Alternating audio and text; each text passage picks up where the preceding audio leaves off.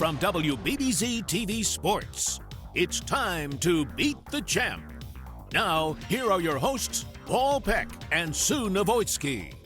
Well, hi, everybody. I'm Paul Peck, and welcome to Beat the Champ. Hope everyone is staying safe and healthy. We can't bring you any live Beat the Champ bowling shows, so what we're going to do is take a look back at some of our most memorable moments, the 5 300 games that have been bowled on TV here on Beat the Champ. So with Sue Novoitsky and Janelle Sabin, let's get rolling. It's our first trip back here to Manor Lanes 2 since May of last year, and our first match to get things started is this gentleman, Mike D'Amico, taking on the machine that is Tyler Molina, as we talked about, and we'll talk a lot more about Tyler's amazing accomplishments on the streak that he's on right now. But for Mike D'Amico making his Beat the Champ debut, 35-year-old from Silver Creek, and here we go from Manor Lanes 2. It is Beat the Champ, and Mike D'Amico with a terrific start right out of the box. Yeah, no nerves for Mike. That was absolutely perfect shot, just how he wanted to throw it out of the gate, put a little pressure on Tyler early. He shot 785 to qualify here, so including a 299 in the last match, and and qualifying was really tight, so he needed all those 299 pins, didn't he? Yeah, but it gives you some confidence to know that you can shoot some big scores in the house you're bowling in. So that's the start he wanted. Yeah, so we'll see what happens. You know, again, first-time bowlers here on Beat the Champ have generally struggled, and every-time bowlers, when they go up against this guy, have usually struggled. So here we go. Hottest bowler in Western New York is already getting the good breaks there right on the first throw. It's a strike for Tyler Molina. It's one of the things he mentioned is that he likes the way the pins fly here, and that's a perfect example, taking out the 7-pin the way it did. So again, as we reiterated in the Open, there's just no doubting how good Tyler Molina has been. He has an overall record of 12 wins and just 1 loss on Beat the Champ. This is his 6th show. So keep that in mind. We never saw him in 2016. He made his debut early in 2017 at Kearns Avenue, rattled off 6 in a row. Then we skipped a month with him, and then we saw him last month at Lucky Lanes, 6 in a row. So those 12 wins have come in just 2 different bowling houses on 2 shows. So that is amazing in itself. Well, as a college bowler, I think you've seen, you know, he's pretty recent out of college. We know his relationship with Canisius, and he revitalized that program. But the things that you see when you're college bowling and the competition that you have and the pressure that you're under, how you deal with it will affect, you know, your bowling career. And he is, like I mentioned in the Open, oblivious to what's going on around him. He's got a good attitude, he's upbeat, but very, very sure of himself. You know? Yeah, and I think as everyone at home will watch Tyler, you don't see any emotion from him. You don't see any nerves. You just see a bowling machine. Yeah.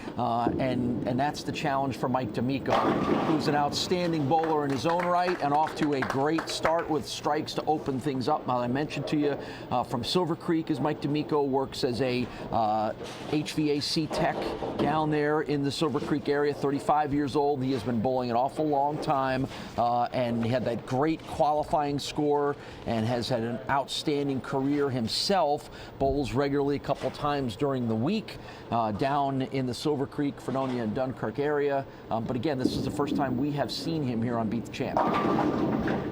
Well, it's interesting that his 800 series has been 847, and it's been 5 times. So that just says when he starts striking, he can strike.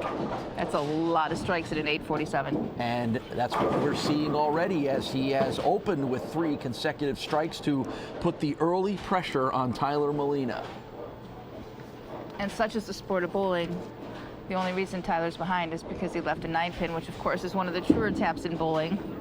And there's the Tyler Molina blowing those pins away that we are used to seeing. The 6 wins in a row for Tyler Molina tie him with Mike Zarcone and Matt White for the longest winning streak here on Beat the Champ. We'll see Mike Zarcone in next week's show, by the way. And his 12 wins overall tie him with Mike Zarcone for the most in the show. And Mike did those 12 wins over the course of 5 or 6 appearances in a year and a half. Tyler's done it in just 2 different shows. So if if he wins this match, he'll extend the winning streak to a new record, and he will take the top spot in the most wins. Mike D'Amico will have something to say about that, and clearly already has. And again, good pin action. Little break Tyler. there Yep, another nice break. on the trip 6, which is he's actually getting the ball a little bit inside of his target on lane 5. We like to call pulling the ball just a hair. I mean, he's got the room, but he's hitting high flush, and that was the cause of the 9-pin in the second frame, and got a break there on the trip 6. There's the Janelle Sabin manning the Castellone Chrysler Dodge Jeep Ram scoreboard, showing this one as super tight early on, and the strike run continues for Mike D'Amico. First 4, all pins down. Well, so far both our bowlers haven't missed the pocket, so they're lined up, and they could go on all day like this. All right, tell us about the lane conditions here. Tell us about the sort of reputation of Manor Lanes 2. Well, we know this is a wood surface, so we've seen quite a few wood surfaces in our travels, and we know Tyler actually bowls well on a wood surface. All of his wins have come on wood surfaces, Kearns Avenue and Lucky. So we're in his wheelhouse for sure, although Mike is bowling awesome on it. What you tend to see on this is, the lanes, when the lanes do break down, they'll break down a little in the front as opposed to down the lane, which you'll see on synthetics. But both these guys, won't have too much problem adjusting to that because they'll know what to expect. But this has been a very high scoring condition this week. I mean, the cut was high. Mike Mallett, who we'll see in a couple weeks, shot 804. That's no easy task. So, it's just a perfect scoring condition where the pins fly and, the 10 pins go down. Good scoring condition here. Well, This feels like a good time to take a short break. We'll be right back with more action on Beat the Champ. Instant replay on Beat the Champ is brought to you by Transit Lanes and Keglers. Join us for bowling, food, and drinks. Welcome back to Beat the Champ. Let's get back to the action here on WBBZ-TV. Hi, we're here today with returning champ Tyler Molino, here to take on a bunch of right-handers and also to break a record. What are you thinking today? I'm thinking that I haven't bowled here in a while, but I've thrown some practice shots so far, and it's kind of what I remember, so just stay slow with my shots, and pins will do the rest, hopefully. We know you like the wood lane condition. What's different? What do you like about wood lanes?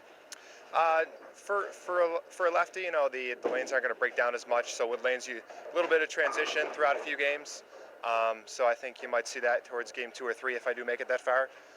So just stay fast with your shots and hit the pocket. Well, good luck today. Thanks. I'm here with Mike D'Amico. You were our high qualifier here at Manor 2. Did you like the lane condition? I did. I love the pin action. I'm not used to that, so that was a nice thing to walk in and have. Well, I see you're from Silver Creek. So what's your home house in Silver Creek? K&L in Gowanda and Chicks in Angola. So this is going to be a high scoring condition for you, I think. Hopefully. All right, well, you're taking out a powerhouse. He's got a record to beat, so, maybe there'll be a little nerves, but good luck to you. All right, thank you. so this one is, what a way to start things off here. Manor Lanes 2 here in Amherst, first of our 4-week stop here, and boy, you couldn't ask for a better way to get it going. And now it's the 10 pin that hangs for Tyler Molina, and normally not a big deal, but when the guy on the other side is perfect through 7 frames, every pin could be the difference in winning and losing. Yeah, Tyler's been dancing with that little high flush there on 5. Ball's been hitting, little high up on the head pin for him, and didn't get the break on that one. So spares in the 7th and 8th for Tyler Molina really opens the door. That's a phrase I use with you a lot, Sue, because you sense where matches are going. And the way Mike is bowling right now, back-to-back spares might be enough for him to come up with a win here, which taking nothing away from Mike, would be an upset. Oh, You didn't like that right off the bat, did you? That ball was definitely inside of his target. Nothing we like to see more than making an oops and having it sit high flush. So he's got a lot of hold to his left. which he was happy to see right there, but that was not a shot that he was thrilled with, I'll tell you that. But he needed, the potential of Tyler's only 248, and you know, I think Mike has this in hand as long as he stays clean. He is perfect through 8 frames. Nice. Better shot. Easy stroke, perfect through 9 frames. Coming off a 299 in the last game of qualifying. Mike D'Amico may be on his way to bettering that by 1 more pin. We'll discuss the significance of that in a moment. Well, he's moving on to the next match, which was really his goal here, so he can just breathe and make his 3 shots. So what a way to get things started. Good pin action again here for Tyler Molina, but what a way to start things off. If you and I sat here an hour ago and said, hey, how do you want to get things started? How about these 2 guys just go right down to the end here and one guy has a chance at a perfect game? That would be the way I might have said it to you jokingly. So the run, amazing as it is, of Tyler Molina is going to come to an end in maybe one of the biggest surprises we've ever had here on Beat the Champ. Well, again, is it a matter of Mike, not that Tyler's had any problem hitting the pocket because he hasn't, but you know, Mike has a little confidence coming off bowling this past weekend, shooting 299, beating the high qualifier, shooting 785 to Well, I only say surprise as it relates to Mike because A, this guy has been as hot as anybody has, and we haven't seen Mike. Mike is, you know, not to take anything away from him, he's a new guy on this show. So, you know, so that in itself, as far as the setup, says, boy, you know, if you want me to handicap this one, you would have said Tyler's a big favorite in this. Right, and even though you do have that great advantage of having that winning streak behind you and, you know, coming to a new house as the champion, this is the obstacle of coming into, you know, starting a new month in a new house, is the person coming in hasn't bowled there, and the person that you're bowling against has. So Tyler finishes strong with 4 consecutive strikes, and he is going to put a very impressive score on the board of 248. But guess what? It is not going to be enough. So again, to the scoring condition, it's really just conducive to what you're bowling on, not so much what the numbers are. So here's Mike D'Amico, 10th frame. He's perfect up to this point, and he remains that way. We have not had... Don't say it. Okay. Sorry, Mike. Just doing my reporting skills here for the people at home. We've not had one of those on the show yet.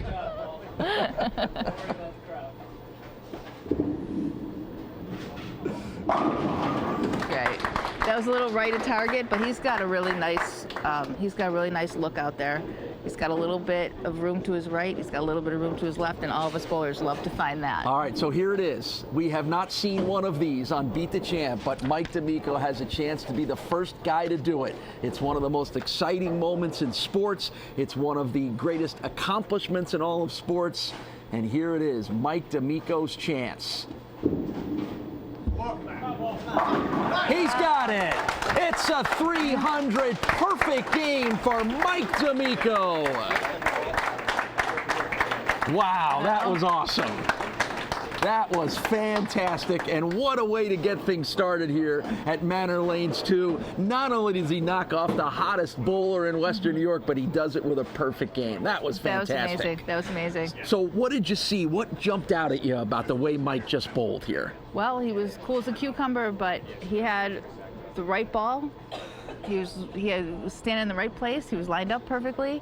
Had a little bit of room. It was a perfect setup. That is really cool, and I don't care whether you're a big bowling fan or not, there's just something incredibly special about seeing a perfect game, and we just finally got one here on Beat the Champ. We'll get to see Mike try to do it again. He's got a next match coming up against Curtis Foss, but we're going to talk to Tyler Molina and get his take on the incredible run that he had. That's when we return to Manor Lanes 2 in Amherst. We're off to a great start here on Beat the Champ.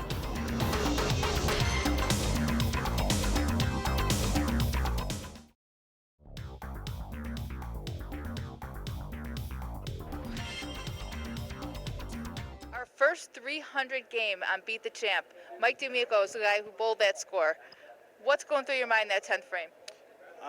Just hit my mark, get it close. So you must have a little confidence. You had a big qualifying score, shot 299 in qualifying. You already had the match wrapped up. Did that make a difference to being able to relax and just throw those 3 shots? A little bit. It helped. Yeah. Are you excited? I am very. Not the first time on TV, yes, or under the lights. What number 300 for that? 17. 17th is his lucky number. 300 on Beat the Champ. Congratulations. Thank you. Well, it may have taken us over a year to get our first 300 game, but then it took us another year until we got our second. It was May of 2018 at the Jamestown Bowling Company when Paul Geiger squared off with Steve Dorbiala.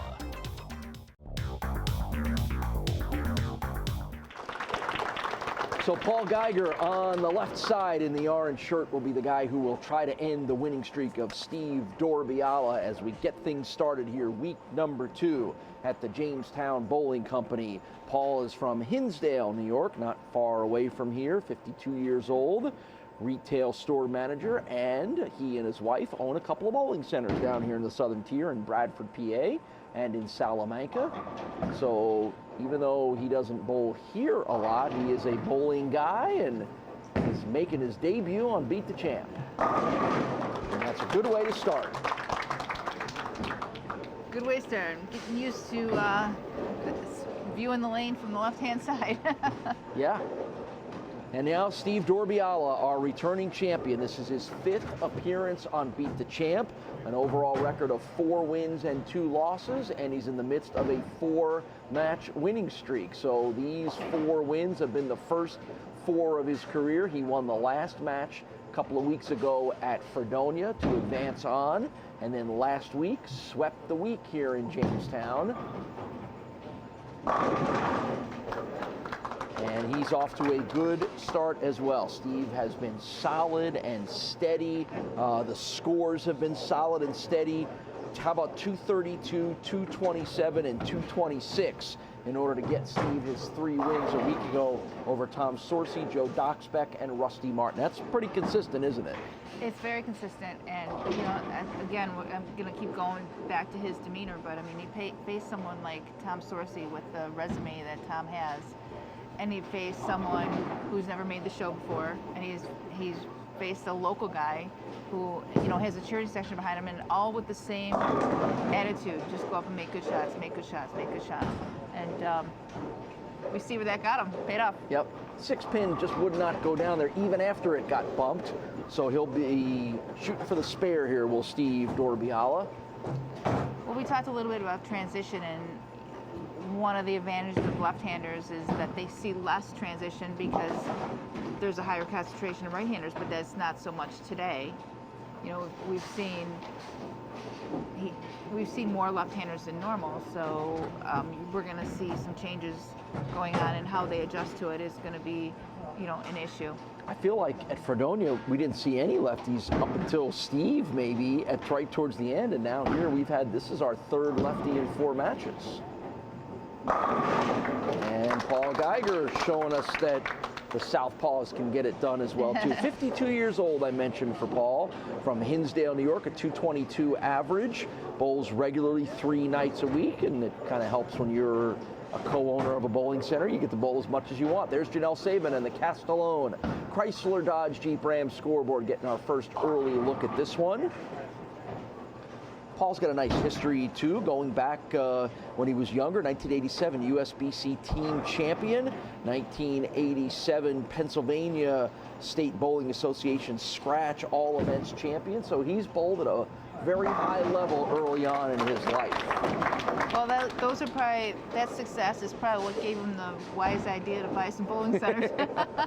Maybe, because I'm pretty good at this. I like this. I might as well figure out how to invest in this stuff a little bit. So a good start with 3 straight strikes to open things up for Paul, and now Steve Dorbiala will have to notch it up a few here. 39 years old, from West Seneca, New York, the owner of his own landscaping company, Summit Seasonal. Things getting a little busy for him now this time of year. A little later than we all thought, maybe, but Steve's out there making sure everybody's lawn and landscaping is looking good for the summer. Well, it's been a challenging winter, so I'm sure when you have something like the winter that we've had, and it affects how they do their job, Sure. I have to imagine. Yeah, I mean, to be at the mercy of the weather around here is, you know what you're getting into, but I'm sure it gets a little frustrating. So it's been frustrating for us just living here. Yeah, I know, because the second the weather changes, we all want our lawns to be perfectly beautiful and Exactly. green. I need the snow to melt first, which it did a couple weeks ago. Yeah, Steve's had some issues before with the 7-pin that are holding up, and there's one of them right there for him to deal with. Well, you know, lanes always change a little bit different, and when they do, it matters what lane you start and finish on and what your ball reaction is. Like in this case, the last few frames, although he's hit the pocket, he's had a little bit more trouble with pin collision with, you know, the way it hits on 17, affecting his carry. And where he finishes will matter, because you want to finish on the lane that you feel more comfortable striking on. So it's a spare in the 4th frame, 2 strikes and 2 spares for Steve to get things started in the first 4. And now we slide back over to Paul. How about 55 career 300 games for Paul Geiger and 24 career 800 series with a high of 847.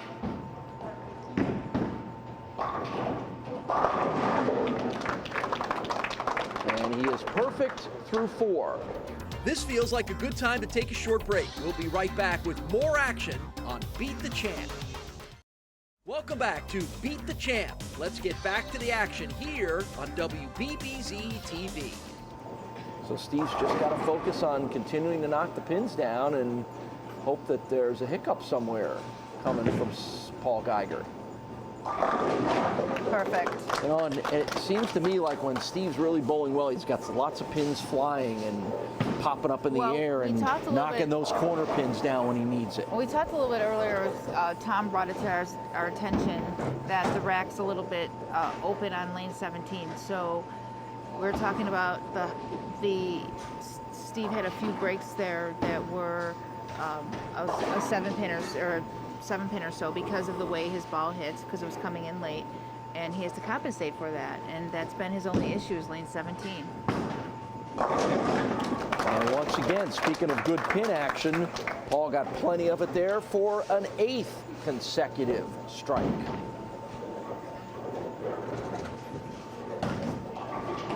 Nothing but X's across the board for Paul Geiger. Yeah, neither of these guys have missed the pocket. I Nope. mean, they've all been right in the pocket for all their frames. Shaping up as a great match coming down to the stretch here, starting week number 2 at the Jamestown Bowling Company. You can see Paul uses the whole approach. He's all the way back, almost to the very back end. That's how he generates his ball speed. And he liked that one as well, too. Well, that one got a little bit to the left on him. There's a little body English that Paul was trying to move it over there. So perfect through 9 for Paul Geiger. And it's good when you don't throw it perfectly and you still get the results that you need. That's exactly what you want. So even though Steve has bowled well, there's not much he can do at the moment. No. Can't play defense in bowling. And he's working 4 in a row himself. And that's a 6-pin that will not go down. Yeah, it wasn't going to matter a whole lot for him because Paul's already got, I mean, obviously Paul could have opened, but that was a big shot for him. He needed to finish that out. And so, you know, now we've got the big 10th frame for Paul coming up. So a spare in the 9th for Steve. And he will get set to finish things off and turn the stage over to Paul Geiger. Remember, we have had only one perfect game here in 2.5 years of Beat the Champ. It was done by Mike D'Amico, and that's been the only one we've had. So we'll see what happens in the 10th frame, whether we're adding to that list. No kidding. This Are you mad at me that I mentioned it, brought it up? Okay. No, I wanted to get through the 9th frame, that's all. know if it's like baseball, you're not supposed to mention it, you know? That jinx it? Well, once you're through 9, you know. Yeah, it's once you're through 9, only one frame left. Exactly. So, and Steve continues to bowl very well here. Nothing you can do about it on Steve's front, and if he does not come up with a win here, it'll be a nice little 4-match run here for Steve Dorbiala.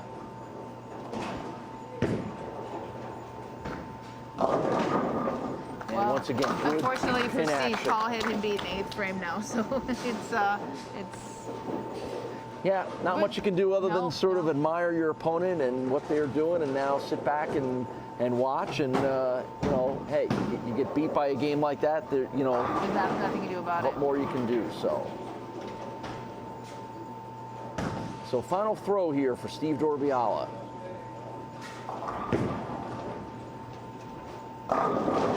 Boy, I tell you what, he looked great, and he's going to put a 239 on the board, his highest score on this run, and it's still not going to be enough. Right. So let's see what Paul Geiger can do as we move to the 10th frame.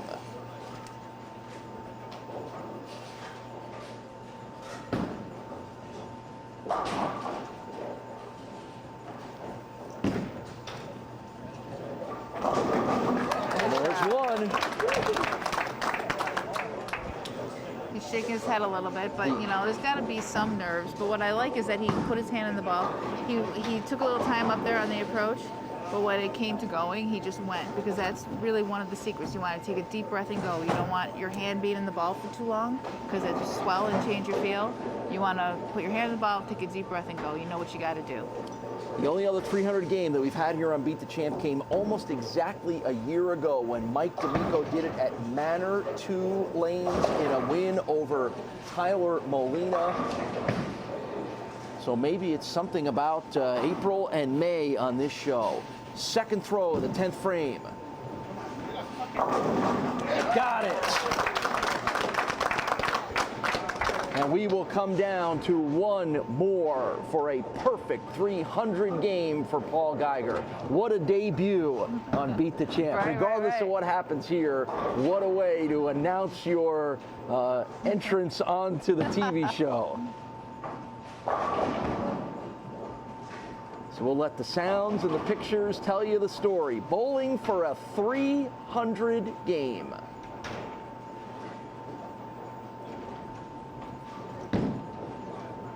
Good shot.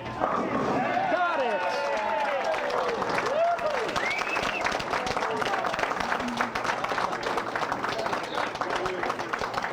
Congratulations to Paul Geiger, a 300 game here at the Jamestown Bowling Company.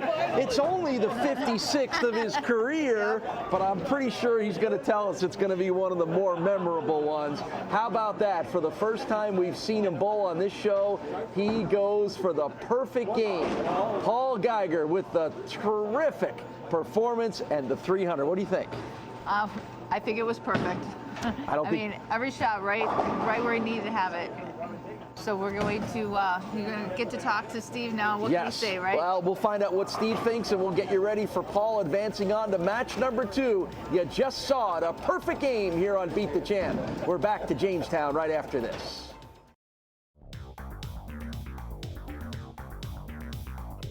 Well, after all that waiting for our first 2 300 games on Beat the Champ, we didn't have to wait long for number 3. It was just a couple of months later, July of 2018 at Alley Brandt Lanes, when in the midst of a long winning streak, Jason Ciliberto threw the perfect game against Pat Brick.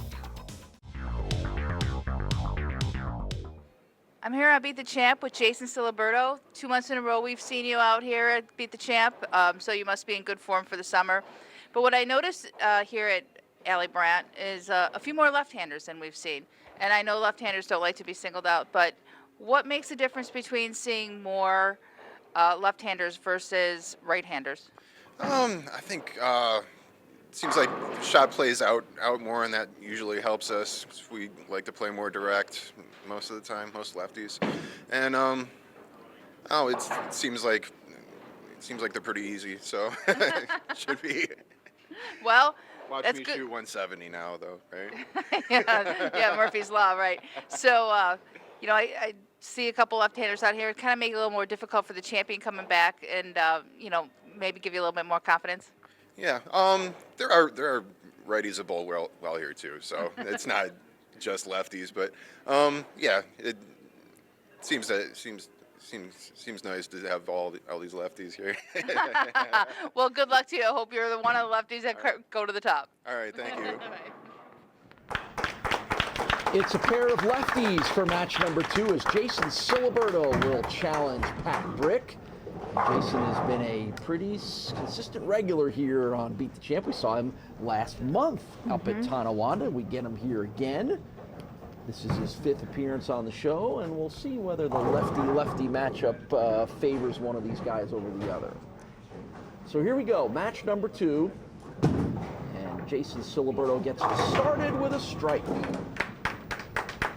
Well, we know that from the angle of entry that they're using, that their carry is very good.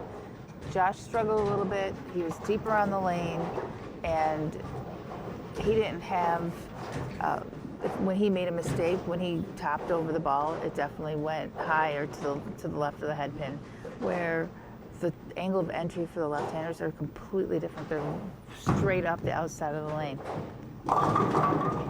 And that was pretty indicative of what you just talked about, straight up the outside, but a little too far outside, because when it came back, it didn't clip that last pin Pat needed. The difference between, and you can watch this here when you have two left-handers against each other, there's definite differences in their game, and Brian had alluded to it, that Jason will play very left to right. So his direction, wow. And a big miss there by Pat. He needed that single pin, 3-pin spare, and that's a rarity right there. You see that happen too often. Jason almost lays the ball down on the one board on the left side, we'll watch it when he goes up to bowl next.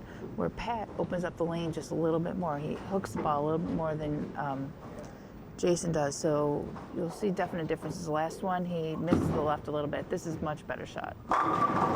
And that pretty clearly on display. It's a strike in the second frame for Pat Brick, and he mutters to himself a little bit as he walks back, and that's a tough one to leave there in frame number 1.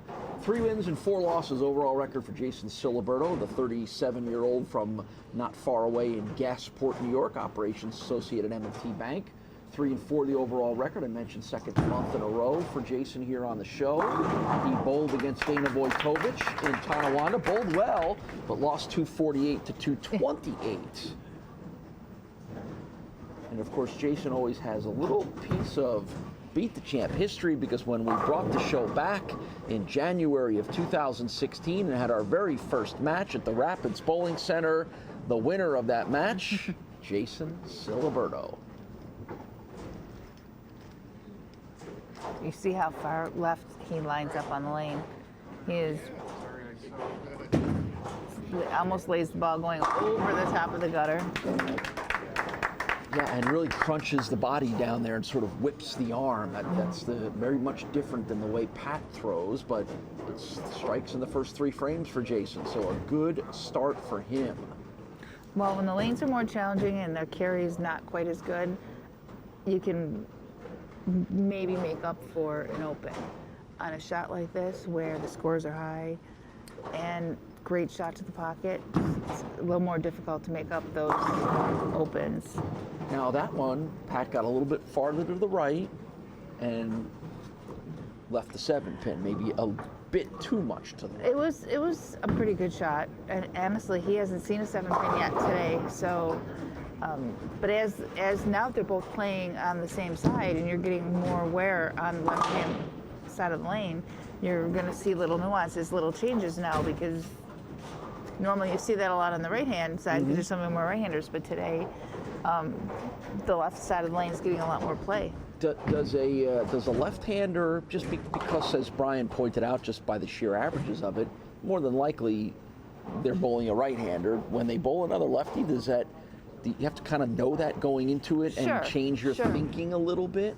You're just going to anticipate the fact that the lanes are going to change a little bit, but you can see where the other person's playing. So just as a right-hander would, you can almost know how things are going to play out because you're watching where they're playing. So he knows Jason's a little bit to the left of him, which means because he opens the ball up and he opens lane up, gets the ball a little bit into Jason's spot, that spot will break down because Jason's right in that spot. So that's all we got to think about that while we're bowling, is not only what are we doing, what is the people on our pair doing, and how are they affecting how the lanes are going to break down. So you have to almost anticipate that and watch what balls they're using and where in the lane that they're playing. There's Janelle Sabin on the Castellone Chrysler Dodge Jeep Ram scoreboard, shows us perfect through the first 4 frames for Jason Ciliberto, making Mom Joan and Dad Greg that are here cheering him on very happy.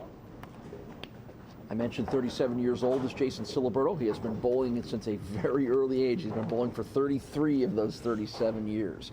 Bowls regularly right here at Alley Brandt Lanes on Tuesday nights and then at Transit Lanes on Wednesdays.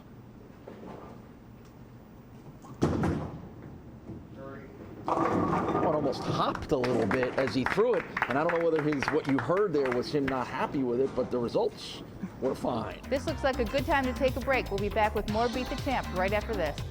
Instant replay on Beat the Champ is brought to you by Transit Lanes and Keglers. Join us for bowling, food, and drinks. Welcome back to Beat the Champ. I mean, the one thing Jason is seeing is he can miss a little bit left and still strike. He loves that left to right thing. So if he pulls a little bit and the ball just sits there, he just is in his wheelhouse. I mean, he's in a real comfortable area right now.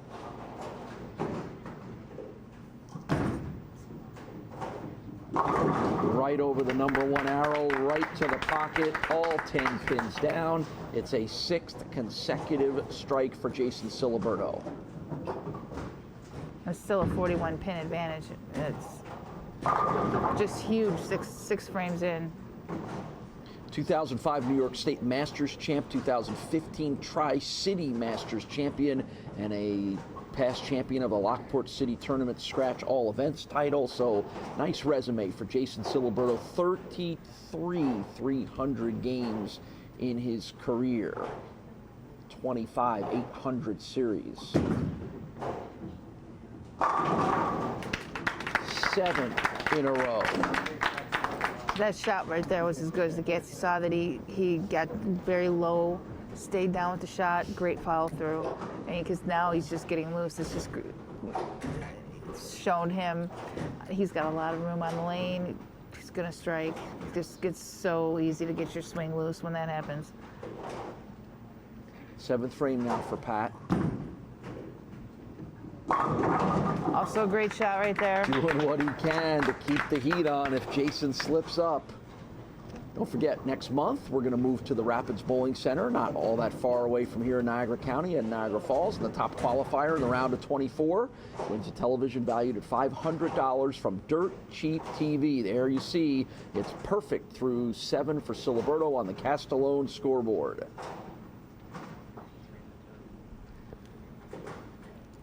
Meanwhile, Pat Brick has thrown 4 strikes in a row. And make it 5. He's throwing it so good too. I mean, that one, it really came down to one bad shot. That first one out of the gate. And sometimes after you've had a little bit of a wait. An open in the first, a spare in the third, perfect the rest of the way, but perfect through every frame in the first 7 is Jason Ciliberto. Perfect through 8. Little wait, had a waitable moment on the 10 pin there, wasn't quite sure. And boy, you talk about a great slugger's battle in this match. I mean, Jason may have to be perfect in order to win this match.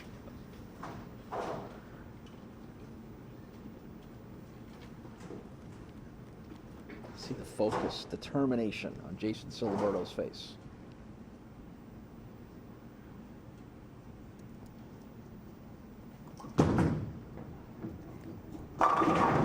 Perfect through the first 9 frames.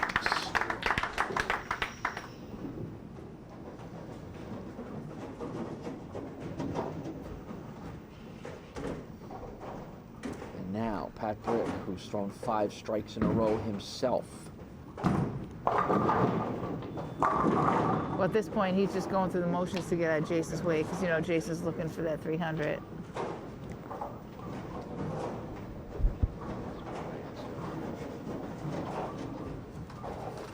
So a nice effort here and a nice run by Pat Brick.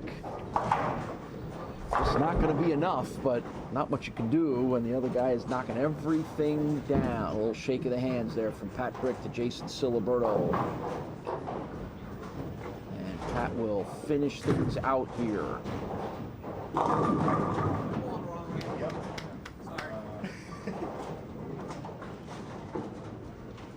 So one more here for Pat.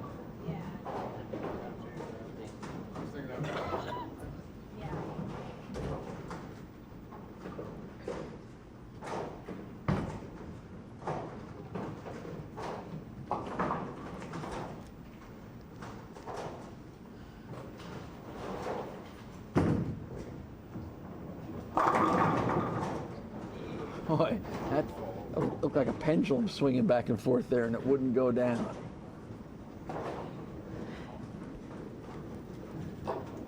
He just wants to finish up so Jason can not lose his momentum. Yep. And let the spotlight shine on Jason Ciliberto here as Pat Brick finishes out the 10th frame.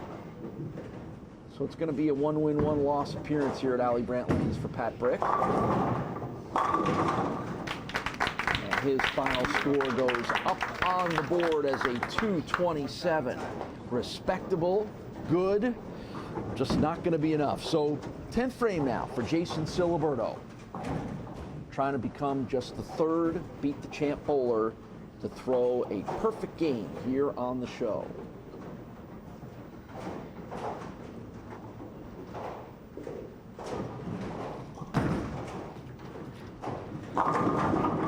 First of the 3 that he needs in the 10th frame.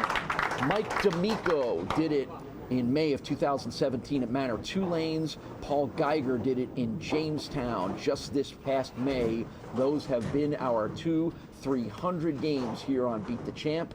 Will Jason Ciliberto add his name to the list?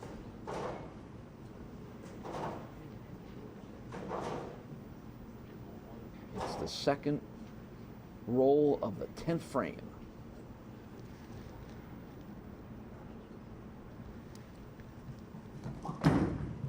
Good shot. And it rolls over and takes out the 7 pin for another strike. Awesome. That was a great shot, too. But you can tell you're going to get a little bit more sweat on your hands no matter how many times you've been in this position. It's still, you know, you can't control everything that your body's going to do, and you definitely start to sweat a little bit more. Jace changed that ball coming off your hand just a hair. So one more for Jason Ciliberto. Got a little lucky there with that one. Let's see if he can finish off the 300 game.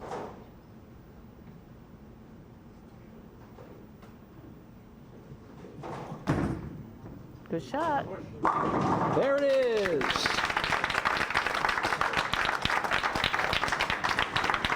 Wow. A perfect 300 game for Jason Ciliberto to advance to our next match here on Beat the Champ, and handshakes and congratulations and perfect across the board on the Castellone Chrysler Dodge Jeep Ram scoreboard, plus a $200 bonus from WBBZ to Jason for rolling the 300 game. What a great moment for Jason. What a cool moment here to get us started up in Lockport. We'll come back and get you ready for our 3rd match of the day when the always exciting Beat the Champ returns right after this.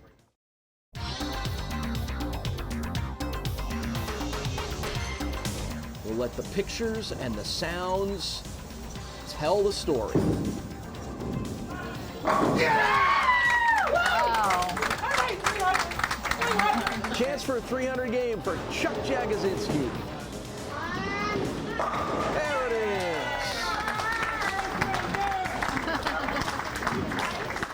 Well, we've shown you the first 3 perfect games here on Beat the Champ. There are 2 more to come, and we will show you those on next week's special edition of Beat the Champ. It's the perfect games revisited. We'll see you next week right here on Beat the Champ. And here it is, Mike D'Amico's chance. He's got it. It's a 300 perfect game for Mike D'Amico. Good shot. Got it.